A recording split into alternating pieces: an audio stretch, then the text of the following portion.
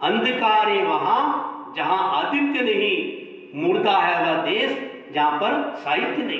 साहित्य बहुत जरूरी है जो अपना हिस्सा साधता है।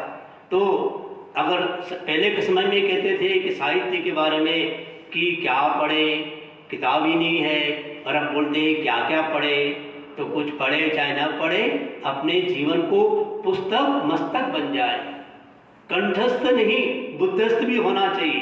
कोई चीज केवल रटी हुई काम नहीं आती, वो जीवन में उतारे, अंदर उतारे तो काम आती। तो छोटी छोटी बातें जीवन को बदल सकती है। तो जीवन को बदलने के लिए, ये जीवन में बदलाव आए, जीवन में परिवर्तन आए और हमारा जीवन अच्छी दिशा में आगे बढ़े, इस लक्ष्य से खासकर जो लोग भाषण देते हैं उनका भाषण प्रभावी कैसे हो, भाषण में रोचकता कैसे आए, इस लक्ष्य लेकर हमारे श्रद्धेय मुनि श्री संबोध कुमार जी ने एक बहुत अच्छा एक काम किया। और हमारे गुरुदेव ने इसकी अनापत्ति आदेश प्रदान किया कि लाइव प्रोग्राम भी अगर दिया जाए तो आपत्ति नहीं है। तो आज हम लोग नाथद्वारा से इस कार्यक्रम को आयोजित कर रहे हैं, बोल रहे हैं। देश में विदेश में सुनने वाले लोग इस बात को सुन रहे हैं, कई लोग बात नोट भी कर रहे होंगे, सारी बातें याद भी नहीं रहती है। ये प्रोग्राम कैसे लगा, इसके अंदर में आप अपने विचार भी भेज सकते हैं, अपने सुझाव भी भेज सकते हैं, अपनी शिकायत भी भेज सकते हैं। कोई बात नहीं, हमको सुधार करना है और आपको अच्छी बात लगे इसको शेयर भी कर सकते हैं। तो जय जय जीन शासन ग्रुप के फेसबुक के इस ग्रुप के माध्यम से यह कार्यक्रम आज नाथद्वारा से तेरापन सभा के द्वारा आयोजित किया गया है। और मैं आभारी हूँ हमारे श्रद्धेय मुनि श्री शासन श्री मुनि श्री सुरेश कुमार जी स्वामी का, मुनि श्री संबोध कुमार जी स्वामी का, जिन्होंने मुझे एक अच्छा अवसर दिया कि तुम आराम से खुल के बोलो। नहीं तो कहीं ऐसा भी हो सकता था कि भाई आधा घंटा मैं बोलूँ, आधा घंटा आप बोलो, लेकिन उन्होंने उदारता रखी। भले नहीं, अपना आपने इच्छा विकास किया है तो आपकी बात भी जनता तक जाए। और हम आचार्य के बड़े आभारी कि आचार्य महाश्रमण जी ने बड़ी कृपा की, एक हमको मौका मिला मेरी जिंदगी का यह प्रथम और अंतिम चतुर्मास नाथद्वारा के अंदर में। अंतिम इसलिए कि समण श्रेणी का अंतिम चौमासा कह रहा हूँ, बात पूरी सुनना, नहीं तरह आप घबरा जाओगे। तो और हो सकता है कभी भविष्य में मौका मिला, गुरुदेव की कृपा हुई, मुनि बनने के बाद में फिर आना हो सकता है, ऐसी बात नहीं, आने का त्याग तो है नहीं। तो ये ऐसा अवसर है हमें सबको प्रेरणा देने वाला। तो आज ये हमें हमारे जीवन में ये बात बताई जाती है, आओ मिलकर बैठे कुछ बात करें, आओ मिलकर बैठे कुछ बात करें, 2-4 कदम ही सही चलने का साथ करें, 2-4 कदम ही सही चलने का साथ करें। दूरी से दूरी बढ़ती ही चली जाएगी, दूरी से दूरी बढ़ती ही चली जाएगी। कभी तो खुद से खुद की मुलाकात करें। ये अपनी मुलाकात, हम लोग दूसरे से पूछते हैं आप कौन है, कहाँ रहते हैं, क्या करते हैं, लेकिन हमें अपने आप से पूछना चाहिए मैं कौन हूँ, क्या हूँ। और प्रेक्षा ध्यान के माध्यम से तो पूर्व जन्म को भी जाना जाता है। 2005 में आचार्य श्री महाप्रभु जी के सानिध्य में जयपुर में मुनि किशन लाल जी ने निर्देशन किया शिविर का, प्रेक्षा ध्यान पूर्व जन्म अनुभूति शिविर लगाया। मेरे मन में बार बार चिंतन आता था कि आगम में आता है कि पूर्व जन्म को जानना चाहिए। महावीर स्वामी ने कहा कि अतीत को जानने से भविष्य की यात्रा सुगम हो जाती है। तो मेरे मन में चिंतन आया मुझे भी इसका अनुभव करना चाहिए। तो मैंने गुरुदेव से अनुमति लेकर उस शिविर में भाग लिया। 6 दिन का शिविर था। पहले दिन कोई अनुभव नहीं हुआ और अगले दिन से मैं रिवर्स में जाने लग गया।